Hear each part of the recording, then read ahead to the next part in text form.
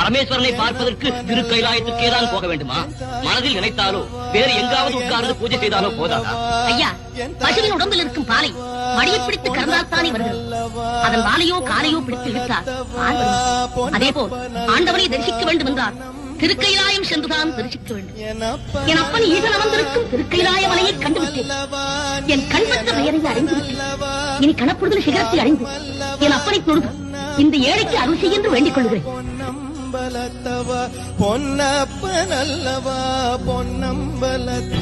இது என்ன சோதனை? படிகளெல்லாம் சிவலிங்கமாக காட்சி வருகின்றது. இறைவா, பார்க்கவிடமெல்லாம் உன் வடிவமாக அமைத்து விட்டார். நான் எப்படி படியேறி வரப்போகிறேன் என்று பார்க்கிறாயா? எங்கும் நீயே நிறைந்திருக்கிறாய் என்பதை எனக்கு எடுத்துக்காட்டு. இங்கு ஒரே வடிவமாக உயர்ந்து காட்சி அளிக்கிறாயா?